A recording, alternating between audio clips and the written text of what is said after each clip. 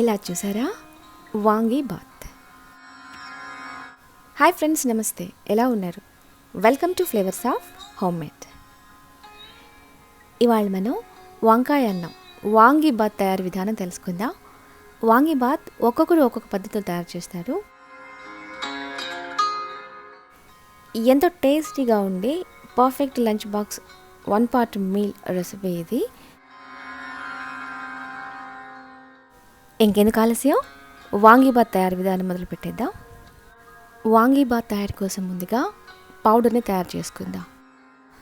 Stove వెలిగించి pan పెట్టుకుని అందులో 2 టేబుల్ స్పూన్స్ శనగపప్పు, 2 టేబుల్ స్పూన్స్ మినపప్పు వేసుకుని మీడియం ఫ్లేమ్లో 2 నిమిషాల పాటు కాస్త వేపుకోవాలి.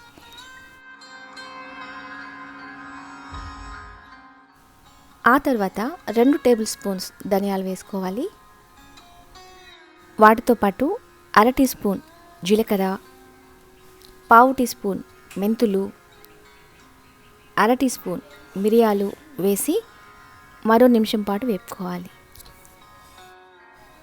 ఇప్పుడు దాల్చిన చెక్క 4 ముక్కలు, లవంగాలు 6 నుంచి 8 వేసుకొని దోరగా వేయించుకోవాలి.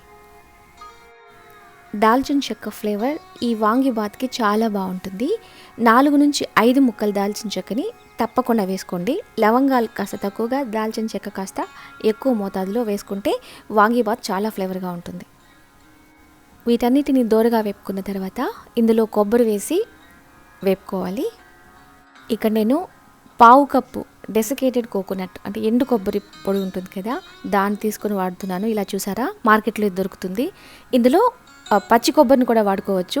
కాకపోతే ఈ వాంగీబాత్ పౌడర్ ఒక వారం నుంచి 10 రోజుల పాటు నిల్వ ఉంచుకోవాలంటే ఎండు కొబ్బరి వాడితే బాగుంటుంది. అప్పటికప్పుడు చేసుకోవాలి అంటే పచ్చి కొబ్బరి వాడుకుంటే చాలా బాగుంటుంది. మిక్స్ చేసి అన్నిటిని దూరగా వేపుకున్న తర్వాత వీటిని మరొక ప్లేట్లోకి తీసుకుందాం. పదార్థాలన్నీ చక్కగా దూరగా మాడిపోకుండా వేపుకోవడం చాలా ముఖ్యం. ఇలా చూసారా, ఇలా పర్ఫెక్ట్గా మాడిపోకుండా వేపుకోవాలి. ఆ తర్వాత ప్యాన్లో 1 టీ స్పూన్ ఆయిల్ వేసి వేడి చేసి అందులో 12 నుంచి 14 వరకు ఎండుమిర్చి వేసి దోరగా వేపుకోవాలి. ఇక్కడ నేను మ్యాంగ్లో 2 మిర్చి ఉంటుంది కదా, అది వాడుతున్నాను. ఇది కారం తక్కువగా ఉండి మంచి కలర్ ఇస్తుంది. మనం రెగ్యులర్గా వాడే ఎండుమిరప అయితే కొంచెం కారంగా ఉంటుంది కాబట్టి కారాన్ని బట్టి 8 నుంచి 9 వరకు ఎండుమిరప వాడితే సరిపోతుంది. ఎండుమిరప దోరగా వేగింది కదా, ఇప్పుడు దీన్ని కూడా ప్లేట్లోకి తీసి చల్లార్చుకుందాం. చల్లారిన తర్వాత అన్నింటినీ మిక్సీ జార్లో వేసి చక్కగా పౌడర్ చేసుకోవాలి. ఇందులో కొంచెం అంటే ఒక 1/2 టీ స్పూన్ వరకు కల్లుప్పు కూడా యాడ్ చేశాను. ఇక్కడ ఉప్పు వేసుకోవాల్సిన అవసరం లేదు, తర్వాత వేసుకోవచ్చు, కానీ ఇక్కడ నేను జస్ట్ కొంచెం యాడ్ చేశాను. ఇలా చూసారా, పౌడర్ మంచి కలర్లో ఉంది కదా, ఇలా పౌడర్ చేసుకోవాలి. ఇప్పుడు ఒక చిన్న గిన్నె తీసుకుని అందులో చింతపండు నానబెట్టుకోవాలి. ఒక పెద్ద నిమ్మపండు సైజ్ చింతపండు తీసుకుని అందులో 1/4 కప్ కంటే కాస్త ఎక్కువ వేడి నీటిని వేసి చింతపండు నానపెట్టుకుని ఇందులోంచి చింతపండు రసం తీసి రెడీ చేసుకోవాలి. ఆ తర్వాత పాన్ పెట్టుకుని అందులో 3 నుంచి 4 టేబుల్ స్పూన్స్ ఆయిల్ వేసి వేడి చేసుకోవాలి. ఆయిల్ వేడెక్కిన తర్వాత 1 టీ స్పూన్ ఆవాలు వేసుకోవాలి. ఆవాలు వేగి చిటపటలాడగానే అందులో 1/2 టీ స్పూన్ జీలకర్ర వేసుకోవాలి. కారాన్ని బట్టి 2 నుంచి 3 పచ్చిమిర్చి ఇలా ముక్కలుగా చీల్చి వేసుకోవాలి. కొన్ని కరివేపాకులు, గుప్పెడు వేరుశనగ పప్పు కూడా యాడ్ చేసుకుని వీటన్నిటిని తక్కువ మంట మీద దోరగా వేయించుకోవాలి, మాడిపోకుండా చూసుకోవాలి. ఇలా దోరగా వేపుకున్న తర్వాత ఇందులో వంకాయ ముక్కల్ని యాడ్ చేసుకోవాలి. ఇక్కడ నేను 500 గ్రాముల వంకాయలు తీసుకుని ఇలా పొడవుగా కాస్త పెద్ద పెద్ద ముక్కలా కత్తిరించి వేసుకున్నాను.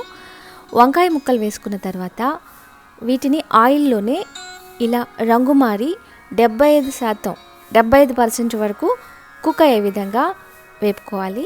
ఇలా చూసారా, కలర్ మారి కుక్ అయింది కదా, ఇలా వేపుకోవాలి. ఇక్కడ నాకు మీడియం ఫ్లేమ్లో ఇవి ఇలా వేగడానికి 4 నిమిషాల పాటు పట్టింది. ఇప్పుడు ఇందులో చింతపండు రసం వేసుకుంటున్నాను. ఇంతకుముందు ఒక పెద్ద నిమ్మపండు సైజు చింతపండు రసం తీసుకుని 1/2 కప్పు కంటే కాస్త ఎక్కువ వేడి వాటర్లో నానపెట్టి తీసుకున్న చింతపండు రసం ఇది. అది ఇందులో వేసుకుంటున్నాను. బాగా మిక్స్ చేసుకుని ఇందులో కాస్త బెల్లం వేసుకోవాలి. ఇక్కడ నేను ఒక 3 ముక్కలు బెల్లం వేసుకున్నాను. ఇక్కడ తీపి అనేది మన రుచిని బట్టి కాస్త ఎక్కువ తక్కువ చేసుకోవాలి.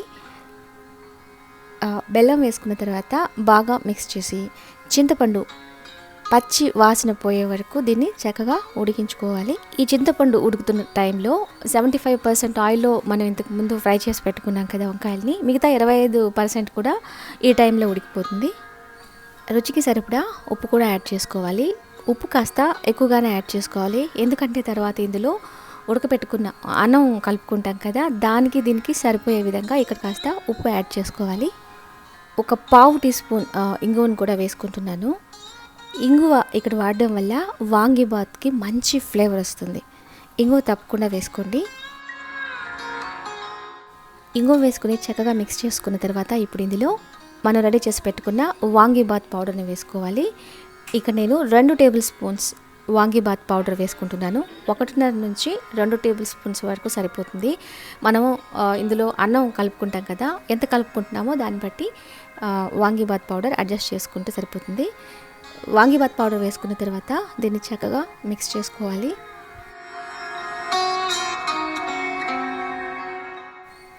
ఆ తర్వాత ఇందులో అన్నం కలుపుకుందాం. ఇక్కడ నేను 2.5 కప్పుల అన్నాన్ని యాడ్ చేసుకున్నాను. అన్నం ఇందులో పొడి పొడిగా ఉన్న అన్నాన్ని వాడుకోవాలి. ఇక్కడ నేను బాస్మతి రైస్ వాడుతున్నాను. మనం మామూలుగా రెగ్యులర్గా వాడే రైస్తో చేసిన అన్నాన్ని కూడా వాడుకోవచ్చు, లేదా మనం మిగిలి ఉంటుంది కదా అన్నం, దాన్ని కూడా వాడుకోవచ్చు. ఏ అన్నం వాడినా సరే అన్నం పొడి పొడిగా ఉండే విధంగా చూసుకోండి. అన్నం వేసుకున్న తర్వాత ఇలా చక్కగా మిక్స్ చేసుకోవాలి. ఇలా చూసారా ఎంత కలర్ఫుల్గా పొడి పొడిగా ఉంది కదా. ఇప్పుడు ఇందులో కొంచెం ఫ్రెష్ కొత్తిమీరను కూడా వేసి చక్కగా మిక్స్ చేసుకుందాం. ఆ తర్వాత ఫైనల్గా ఈ వాంగిబాత్కి ఇంకా మంచి టేస్ట్ అండ్ ఫ్లేవర్ ఇవ్వడం కోసం 1 టీ స్పూన్ నుంచి 1 టేబుల్ స్పూన్ వరకు మనకు నచ్చిన విధంగా నెయ్యిని యాడ్ చేసుకుని బాగా మిక్స్ చేసుకోవాలి. ఆహా, ఎంత మంచి ఫ్లేవర్ వస్తుందో చూసారా. చాలా చాలా చక్కగా ఫ్లేవర్ వస్తుంది, అందులో చాలా టేస్టీగా కూడా ఉంటుంది. ఇలా చూసారా. ఇప్పుడు ఒక బౌల్లో సర్వ్ చేసుకుందాం. అంతే అండి, ఎంతో టేస్టీగా ఉండే, ఎంతో ఫ్లేవర్ఫుల్గా ఉండే వాంగిబాత్ రెడీ అయిపోయింది. ఇంకొక ఈజీ అండ్ టేస్టీ రెసిపీతో మీ ముందుంటాను. అంతవరకు ఉంటాను మరి.